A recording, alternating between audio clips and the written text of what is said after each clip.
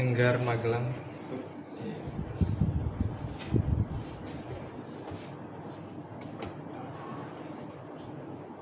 Vicky Cirebon.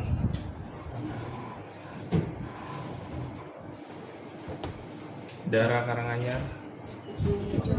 Oh, Juang Muda. Betran Palembang.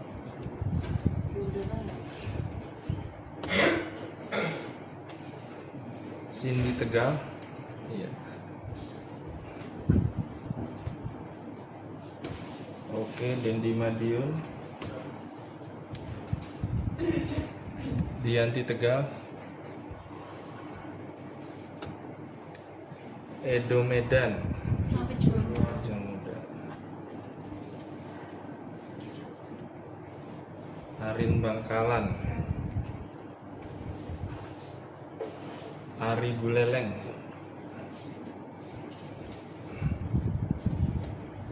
Surya Denpasar. Lutfiah Wonogiri. Hanafi Kabupaten Trenggalek.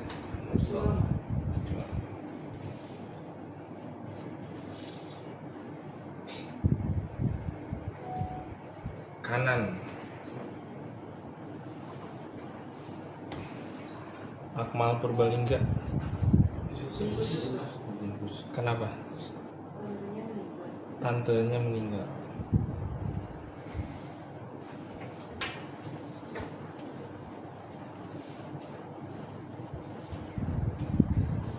Heru Palembang. Pemalang. Sorry. Iksan Kabupaten Semarang.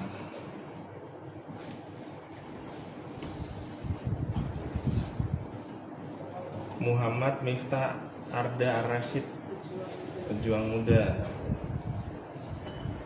Raihan Magelang.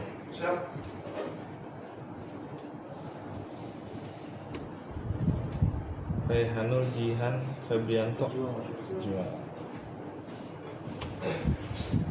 Rizal Damar Samudra.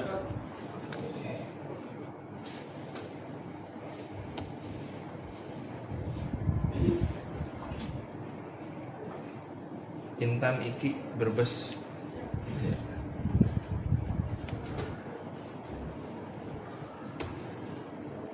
Salsa. Tantri Pejuang ya.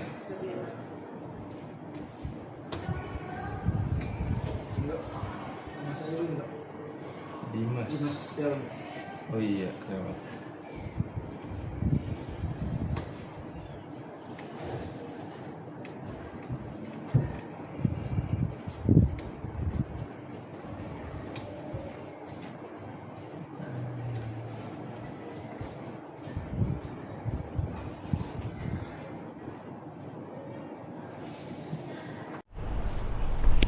Oke, kita mulai aja.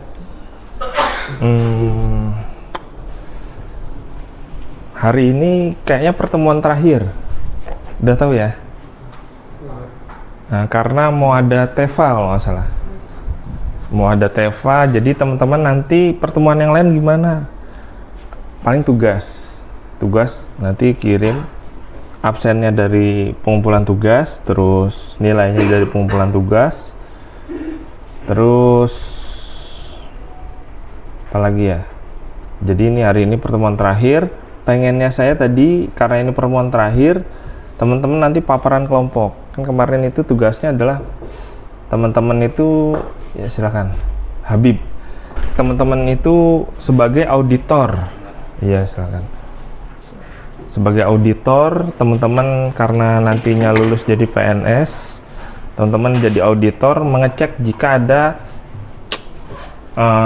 penyelewengan subsidi ataupun ada nilai BOK yang nanti kira-kira kelebihan nih, kira-kira ruginya di mana, berapa rupiah. Nah, makanya itu rencana sih hari ini nanti yang sudah selesai bisa setelah materi ini ya. Setelah materi ini satu kelompok 5 orang jejer kursi depan paparan rame-rame satu kelompok bagi yang sudah mengumpulkan.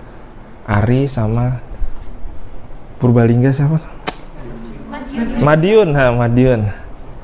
Nah, timnya itu. Karena pertemuan hari ini pertemuan terakhir. Saya ulangi lagi karena hari ini pertemuan terakhir.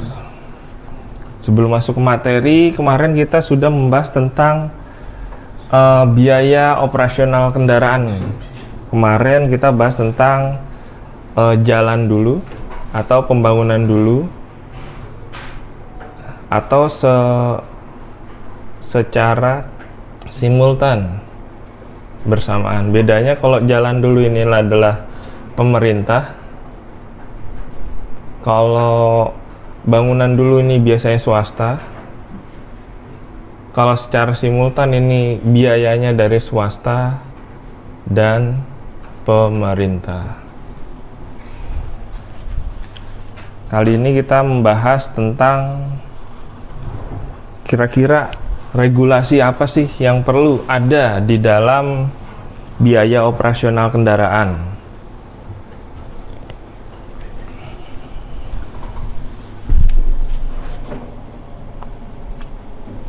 Habib piket ya? Sini duduk sini. Kenapa tak telat? 2? Ambil itu Pak, ambil jemuran. Oke, ambil jemuran. Itu tadi nilaimu masih kosong di absen, diisi dulu. Nilai absen. Ini Pak. Iya, yang ini. Ini kemarin kenapa nih? Di absen nggak ada? Nggak tahu Pak. Telat juga. Oke. Iya sih juga. Sama ini Pak. Yang ini dong. Nah, sebelahnya. Ini siapa nih? Veteran. Nah, nanti klarifikasi dulu sama veteran.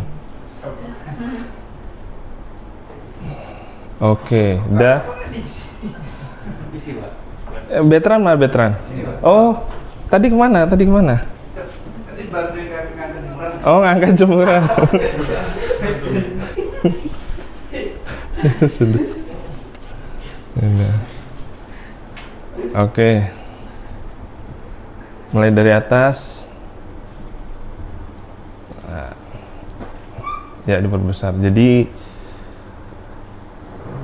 kira-kira regulasi apa yang perlu? Intinya di sini adalah regulasi apa atau aturan apa yang teman-teman perlu pahami dalam mengaudit suatu biaya operasional kendaraan.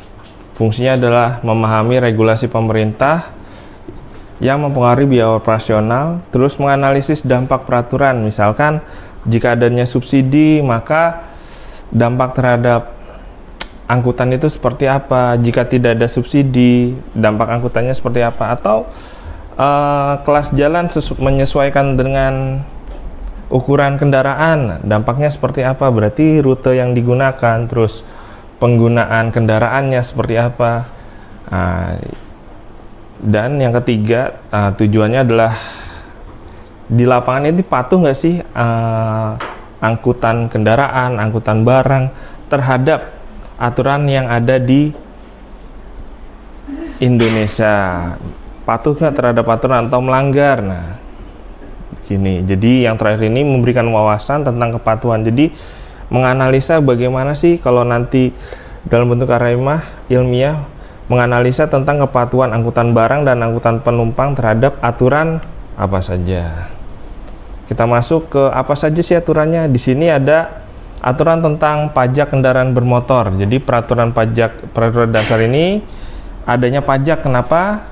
Makanya itu oleh karena itu di sini dalam kendaraan perlu dimasukkan yang namanya pajak dalam biaya operasional kendaraan yang disebut fixed cost, biaya tetap. Ya, di sini ada aturannya, yaitu tentang retribusi daerah. Undang-Undang Nomor 28 berapa nih? Besar lagi ya. 28 tahun 2019 tentang pajak, jenis pajak kendaraan bermotor. Nah, ini maksudnya aturan-aturan yang akan mempengaruhi tentang penyusunan biaya operasional kendaraan, baik nanti teman-teman di instansi pemerintah ataupun jika teman-teman akan membuka usaha kendaraan. Berikutnya tadi yang kita sampaikan bahwasanya adanya tarif subsidi dan bahan bakar. Nah, ini aturan juga. Ada beberapa angkutan umum angkutan umum atau angkutan barang yang diperbolehkan untuk menggunakan BBM yang bersubsidi. Di sini kebetulan ada di Peraturan Presiden Nomor 117 Tahun 2021. Diperbesar lagi, Habib. Iya. Karena apa? Faktor penentu harga adalah minyak dunia. Nah, di sini bisa mempengaruhi banyak tidaknya subsidi yang dikeluarkan oleh pemerintah. Karena itu perlu diatur dalam peraturan pemerintah atau peraturan presiden. Mungkin teman-teman sebelumnya udah tahu tingkatan dalam peraturan. Yang pertama undang-undang, yang kedua peraturan pemerintah atau peraturan presiden, bawahnya perda-perda ya. Nah, jadi ada tingkatannya. Kalau kemarin teman-teman sudah belajar tentang ilmu hukum. Berikutnya standar emisi kendaraan. Nah, di sini kendaraan wajib memenuhi standar emisi Euro 3 nih. Ini di sini nih ada pada peraturan Menteri Lingkungan Hidup dan Kehutanan. Teman-teman cari aja, nanti ketemu dalam nomor P20 tahun 2017 tentang baku mutu emisi gas buang. Penguji kendaraan bermotor, dasar penggunaannya pakai aturan ini. Nah, ini yang perlu teman-teman catat jika nanti teman-teman masuk atau mengaudit tentang biaya operasional kendaraan atau teman-teman ditempatkan pada angkutan penumpang, baik barang maupun penumpang tadi. Yang kedua, yang keempat, peraturan kesehatan kendaraan. Nah, di sini ada pada peraturan dasar di Undang-Undang Nomor 22 Tahun 2009 tentang lalu lintas angkutan jalan, persyaratan keselamatan. Di sini ada apa saja penggunaan, misalkan penggunaan sabuk keselamatan, perangkat keselamatan, lain-lain, inspeksi kendaraan secara rutin. Terus dampak terhadap biaya operasional ini pasti, karena sekarang udah nggak ada ya biaya kir. Ini saya buat tahun lalu. Nah, sekarang sudah tidak ada untuk biaya uji kir.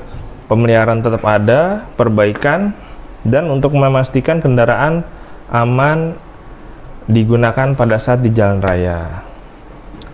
Yang berikutnya peraturan tentang tol dan retribusi. Nah, sini ada peraturan Undang-Undang Nomor 38 Tahun 2004 tentang jalan. Nah, di sini tentang tol. Teman-teman kalau mau seluk-beluk tol, terus tentang misalkan kecelakaan di jalan tol, hak dan tanggung jawabnya teman-teman tinggal buka di Undang-Undang Nomor 38 Tahun 2004. Kebetulan kemarin saya juga tesisnya berdasarkan undang-undang ini, pertanggungjawaban jalan tol.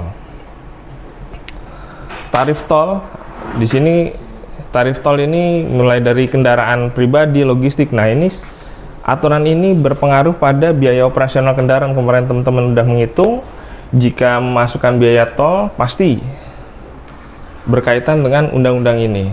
Dan retribusi daerah seperti parkir dan izin operasional di sini diatur. Dampaknya apa terhadap biaya operasional? Ya, biaya operasional itu menjadi pengeluaran yang sangat signifikan biaya tol itu untuk kendaraan angkutan. Misalkan saya pernah dari Tegal ke Semarang biayanya 120 apa 110, lupa saya, sekitar itu. Nah, ini termasuk biaya operasional yang signifikan. Yang terakhir tentang regulasi kendaraan komersial. Di sini ada pada Peraturan Menteri Perhubungan nomor 118 tahun 2018 tentang penyelenggaraan angkutan sewa khusus. Berarti persyaratannya harus ada surat izin usaha, pembatasan muatan berdasar kelas jalan tadi yang saya sampaikan. Terus dampak terhadap biaya operasionalnya pasti sesuai kelas jalan. Berarti kendaraan yang digunakan semakin besar atau semakin kecil atau seperti apa, ini harus sesuai dengan penyelenggaraan angkutan sewa di suatu wilayah. Masuk ke poin D. Nah, di sini dampak peraturan pemerintah terhadap efisiensi operasional apa? Pertama, meningkatkan biaya tetap. Biaya tetap apa aja? Pajak, retribusi menjadi komponen biaya tetap yang harus diperhitungkan secara berkala. Terus, kepatuhan. Jadi, kepatuhan terhadap aturan ini seperti standar emisi dan keselamatan ini mempengaruhi terhadap pemeliharaan kendaraan, karena jika teman-teman jika mengaudit suatu perusahaan itu tidak taat terhadap aturan, maka teman-teman bisa saja jika sudah menjadi inspektur menjatuhkan sanksi kepada perusahaan tersebut untuk ditutup karena tidak sesuai dengan administrasi. Yang poin ketiga, di dampak peraturan pemerintah terhadap efisiensi operasional. Fleksibilitas operasional ini, harga bahan bakar dan tarif tol ini fluktuatif. Tapi kalau sekarang pemerintah mengcover lewat subsidi ya teman-teman ya. Nah, kalau tarif tol juga fluktuatif, jadi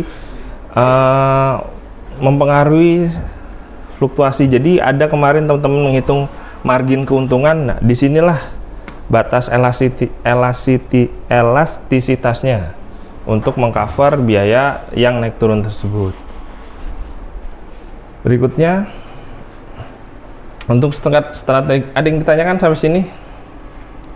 Saya harap teman-teman paham. Nanti setelah ini teman-teman paparan.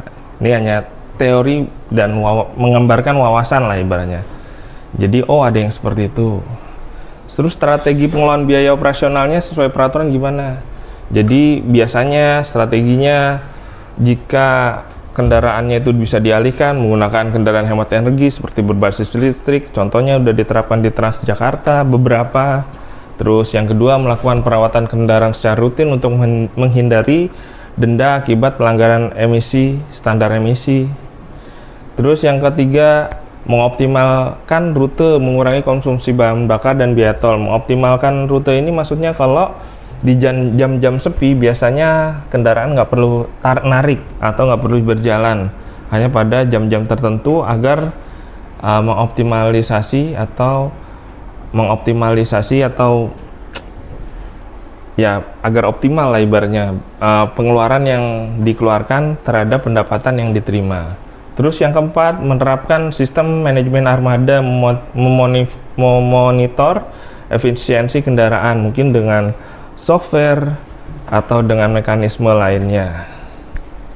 Di sini kesimpulannya, jadi pemahaman terhadap peraturan pemerintah mengenai biaya operasional kendaraan ini merupakan langkah penting teman-teman dalam mencapai efisiensi dan kepatuhan hukum. Dengan kita bisa mengelola biaya ini secara strategis, operasional kendaraan dapat berjalan lebih efektif, ekonomis, dan ramah lingkungan. Nah, demikianlah untuk diperkecil lagi, Bib, yang sebelah sana. Ya, demikianlah peraturan pemerintah mengenai biaya operasional apa saja yang berdampak pada biaya operasional tersebut. Kira-kira ada lagi nggak aturan lain? Buka absen, Bib, yang belum ada namanya. Ini siapa nih? Lagi itu Pejuang muda dua-duanya ya? iya. Bang, adalah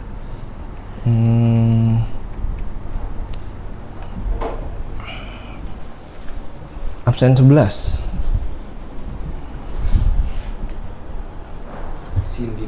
Cindy Manda. Oh iya, ada nggak aturan lain selain tadi subsidi, terus aturan tentang apa tadi saya juga lupa. Kira-kira ada lagi nggak aturan Cindy Manda?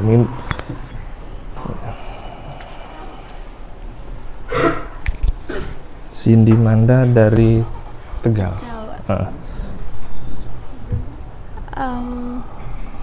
Izin Mbak, untuk yang setahu saya hanya itu saja, Mbak. Hanya itu saja, Ya, oke. Tadi aturannya apa aja? Ada aturan subsidi,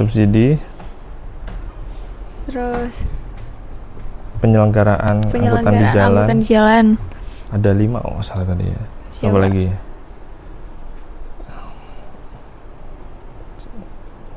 Besarkan, Bib. Lagi kurang besar dari sini. terus besarkan lagi. Pajak kendaraan. Pajak kendaraan. Terus subsidi, standar emisi. Pajak kendaraan. 5 apa tuh? Peraturan tentang keselamatan.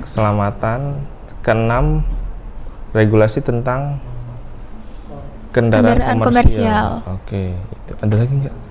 Udah, Pak. Udah ya. Oke. Makasih Cindy dari Tegal.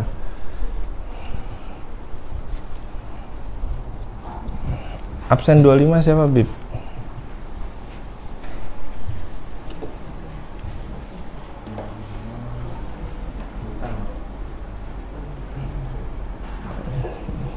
Muhammad mana? Wikan? Intan. Barangkali ada lagi yang bisa dicari di internet.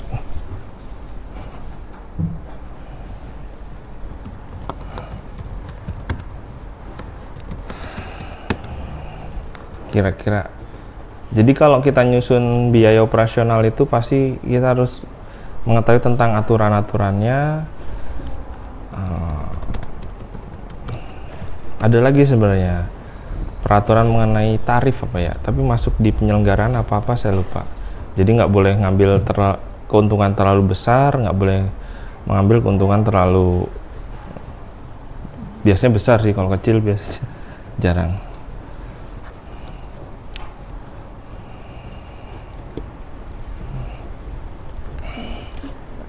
Pak, ada lagi nggak? Standar harga satuan biaya operasional. Standar harga satuan biaya operasional. Maksudnya gimana tuh? Jadi untuk penetapan biaya operasional itu ada ketentuannya gitu, Pak. Jadi dari pajak, kemudian dari konsumsi bahan bakar, ada juga perawatan kendaraan, gaji sopir, dan juga dari jumlah penumpang atau pemakai kendaraan tersebut. Oke, cocok. Satuan. Makasih. 11 tambah 11 22, absen 22 siapa? Absen 22. Pertanyaannya, kalau gaji supir itu ada aturannya nggak? Kira-kira menurut kamu? Gaji sopir? Pegang. Saya izin Pak, untuk gaji sopir ada aturannya nggak? Apa terserah kita? Kamu karena banyak supir yang nganggur, ya saya mampu gajinya segitu. tergantung perusahaannya. Nah, tergantung perusahaan menurut Nggak kamu. ada aturan khusus atau aturan baku? Nggak ada aturan khusus dan baku. Tergantung perusahaannya. Contohnya? Contoh misal di perusahaan apa ya, Jateng. Tergantung dari kebijakan perusahaannya mau memberikan gaji berapa, mungkin bisa dihitung juga dari penghasilan dari armadanya. Tergantung perusahaan. Tapi kalau ada upah minimal nggak sih, UMR gitu di setiap wilayah menurut kamu? Kalau di setiap wilayah ada kemungkinan ada ya. Oke. Berarti minimal UMR lah ya. Siap. Di atas itu mungkin bisa, tapi minimal UMR. Oke. Makasih. Makasih Pak. Iya. Ada yang ditanyakan? Dari tarif atau gaji sopir. Penentuan terhadap. Nah itu kan ada di sini ada uang jalan atau uang insentif itu Pak. Itu didasarkan pada upah minimum atau dari perusahaan tempat dia bekerja itu Pak. Kalau opini saya ini belum tentu benar, belum tentu salah. Jadi opini dalam suatu upah regional itu minimal di suatu wilayah segitu. Jadi itu tuh nggak berpengaruh terhadap sarjana, SMA atau apa. Bisa lulusan sarjana di upah UMR ada. Jadi pemerintah minimal menggaji sekian, misalkan di Tegal 2.200.000, ada sarjana yang 2.200.000, ada SMA yang 2.200.000, ada. Tapi kalau kebijakan menaikkan gaji di suatu perusahaan itu biasanya tergantung dari pendapatan perusahaan tersebut dan nilai tawar dari karyawan swasta tersebut. Kalau teman-teman nanti PNS berarti udah ada standarnya. Nah, standar dari apa 3A misalkan gajinya berapa, 3B berapa. Paling nanti yang ini bonus tukin. Iya, Pak. Tunjangan kinerja itu pun rata. Nah, bedanya kalau di PKTJ ada remon. Oh iya, karena BLU itu. Ya. BLU. Kalau teman-teman nanti di balai namanya tukin. Jadi rata kamu 3A, dia 3A sama. Yang membedakan lagi kalau kamu dinas luar. Siapa? Iya. Itu tergantung. Jadi kalau perusahaan swasta sama bedanya itu ada di bonus. Kalau bonusnya banyak, apa dia menguntungkan perusahaan, maka dia akan naik levelnya,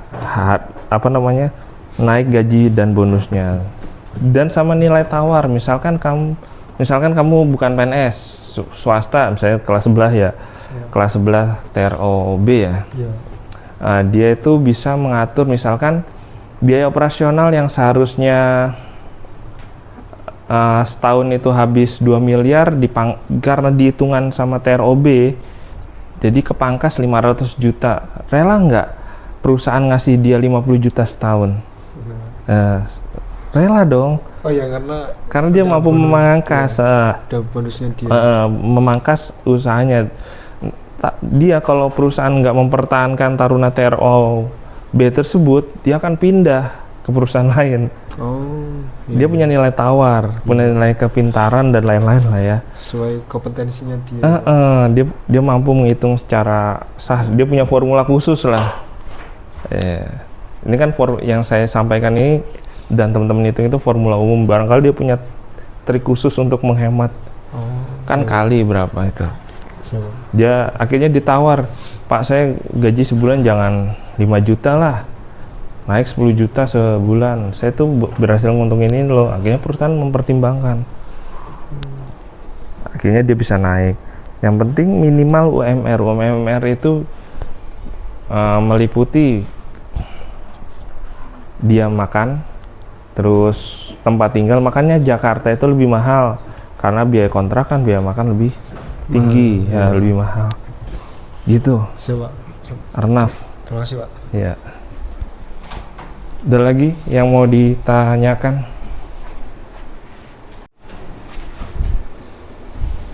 Habib. Saya mau nanya ini Pak, kenapa UMR tiap daerah tuh dibeda-bedain gitu Pak? Oh ya, mengapa UMR di tiap daerah dibeda-bedakan? Ada yang mampu menjawab? Saya lempar ke teman-teman. Wayan kayaknya Pak. Saya lempar dulu. Kenapa UMR setiap daerah itu dibeda-bedakan? Pendapatmu apa, Wayan? Mungkin Pak, menurut saya kenapa UMR tiap daerah itu berbeda, mungkin dari salah satu faktor yaitu dari yang dasar mungkin tipe masyarakat di mana sebanyak apa mereka konsumtif terhadap. Berarti makanannya, harganya mungkin beda tuh. Kalau di tempatmu ada nasi 2.000 atau 3.000? Saya tidak Pak. Tidak. Minimal sekali makan berapa? 10 sampai 15 10 15. Oh iya. 10 sampai 15. Kalau di Jakarta mungkin 20 ya segitu. Kalau di Tegal nasi masih ada 5.000 bukan? Masih. Nah, itu pertama makanannya. Berarti pemerintah menghitung makan wajar lah ya makanannya. Ada lagi? Tadi mungkin kehidupannya gaya hidup ya. Lifestyle itu masalah. Lifestyle, untuk hiburan dan lain-lain. Tempat tinggal berpengaruh nggak? Kontrakan. Berpengaruh Pak. Kontrakan di Tegal, di sini ada yang kontrak? Kontrak nggak ada. Iya. Biasanya Riau ini ngumpul jadi satu ini. Sumatera, Bali juga ngumpul jadi satu ya. punya kontrakan kan. Nah. Di sini kontrak berapa setahun atau sebulan? Tergantung, balik lagi tergantung lokasi Pak. Kalau di daerah strategis kayak di tengah kota tuh, di tengah kota pasti harganya lebih tinggi. Di sini saya dapat di agak pinggiran dapat murah. Murah, oke. Lokasi strategis. Di Jakarta lebih mahal lagi. Siap.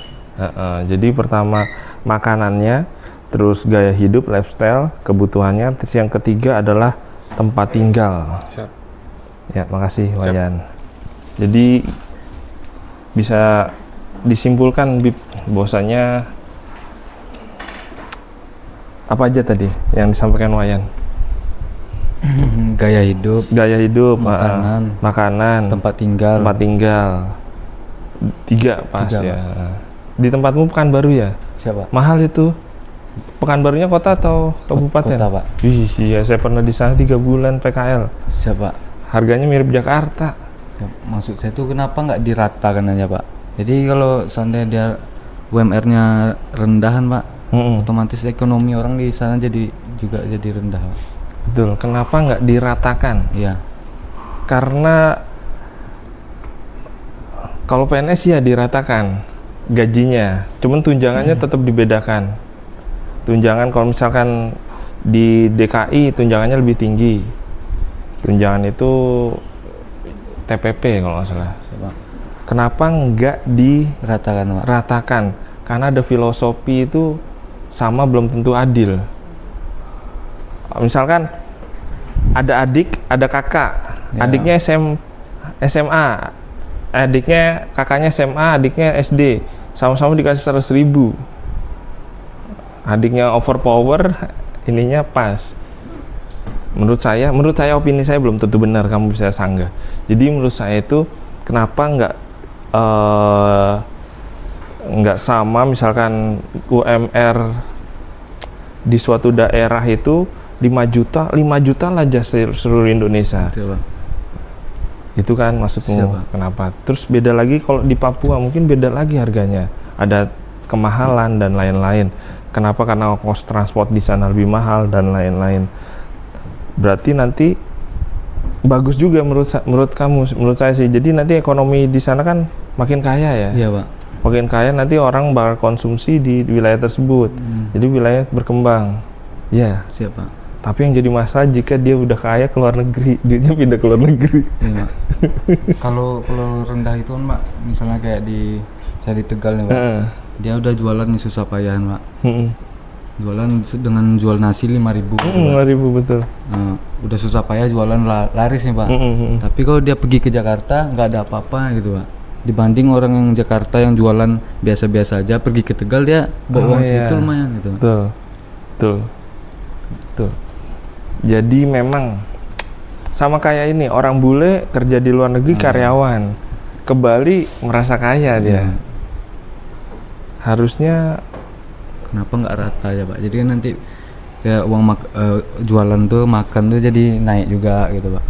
Rata semua. Jadi nanti, tapi masalahnya gini, nggak semua orang dapat pekerjaan formal.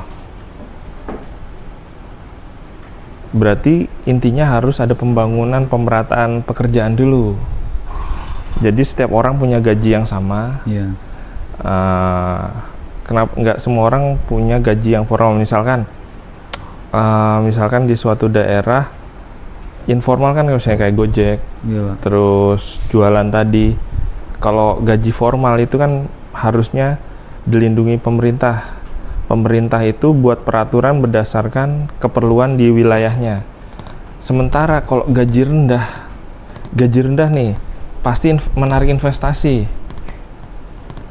Ada beberapa investor pindah ke Jawa Tengah karena UMR di Jawa Tengah lebih murah. Iya. Jadi seperti itu. Kenapa di wilayah di suatu wilayah di Indonesia ini berbeda-beda? Karena intinya adalah mekanisme pasar, menyesuaikan demand sama kebutuhan. Kalau misalkan di suatu daerah itu misalkan gajinya tinggi, maka perusahaan di suatu tempat akan mengeluarkan kos yang lebih tinggi. Misalkan biaya pembuatan sepatu akan lebih naik, pembuatan es krim misalnya akan lebih naik. Nah, makanya itu dia sementara kalau harga naik, dia di pasar harga sepatunya nanti nggak terlalu laku, pangsa pasarnya nggak kebagian semua. Itu jadi menurut opini saya itu terjadi karena mekanisme pasar. Jadi karena banyak kebutuhan, maka datanglah perusahaan dan gajinya rendah, datang perusahaan ke Jawa Tengah, wah ini ditekan nih, di Jawa Tengah misalkan gajinya 2.300.000, Iya. Jawa Barat udah 4 juta. Iya, Pak. Berarti kan dua orang Jawa Tengah itu bisa satu orang Jawa Barat Iya. misalkan, gitu. Itu mekanisme pasar. Akhirnya apa? Yang di Jawa Barat itu pindah ke Jawa Tengah, Iya, Pak. gitu. Berarti kalau mau gitu harus sistem pemerintah terpusat atau sosialis. Iya, Pak. Sama rasa, sama nasib, sama rasa. Nah, itu. Jadi kalau di Indonesia sekarang ini ibaratnya sistem ekonomi pasar, liberal. Kalau sistem ekonomi sosialis mungkin bisa Iya, Pak. tangan besi. Petani semua. Jadi saya jadi kepikiran. Jadi kemungkinan Indonesia ini menganut sistem pasar atau liberal, bukan sosialis. Kok sosialis kayak misalkan di Rusia mungkin ya. Tapi lebih bagus gitu mungkin, Pak. Mungkin lebih bagus. Karena saya nggak pernah merasakan, mungkin lebih bagus. Kenapa? Karena sama rasa sama rata gitu ya. Siapa? Korsa sama rasa. Tapi ada dampaknya juga teman-teman. Kalau sama rasa sama rata itu kadang-kadang ya udahlah, kelompok akhirnya tugasnya yang dikerjain. Karena saling menunggu. Saling menunggu. Tapi kalau masing-masing akhirnya berkembang masing-masing tuh, liberal. Jadi saya mau ngetes nih teman-teman ini dinamika kelompoknya sama individualnya lebih cepat mana. Ternyata lebih cepat individual. Kenapa? Karena menurut saya dan pengalaman saya itu kalau udah tingkat 3 itu memang udah fokus masing-masing. Coba. Kalau tingkat 1 kemarin saya kasih tugas kelompok selesai. Kenapa? Mungkin nggak ada kerjaan ya, atau tugasnya cuma beberapa.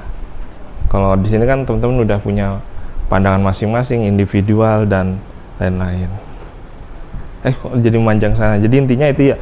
Kenapa? Karena sistem, menurut saya yang filosofi itu sistem di Indonesia ini sistem berbasis pasar. Atau liberal. Jadi mana yang lebih murah dia akan sana sesuai kebutuhan, sesuai dengan pasar. Karena harga makanan di situ murah, ya udah gajinya dimurahin aja. Bagus. Kalau menurut kamu kan bagusnya ya sistem sosialis sama rata sama ini ta. Ya, itu juga bagus. Ada beberapa kelebihan, ada beberapa kekurangannya. Biasanya ekonominya kurang maju, kurang cepat maju. Tapi ya itu tadi nggak sedikit ketimpangan antara yang kaya dan miskin. Kalau liberal, yang kaya makin kaya, yang miskin makin tertekan. Biasanya. Jadi macam-macam ada ada plus dan minusnya. Bagus yang mana? Kalau untuk percepatan ekonomi bagus yang liberal, kalau buat yang kebersamaan bagus yang sosial gitu. Karena asal mulanya itu dari ideologi sosialis itu. Marxisme. Marxis ya, Marxisme.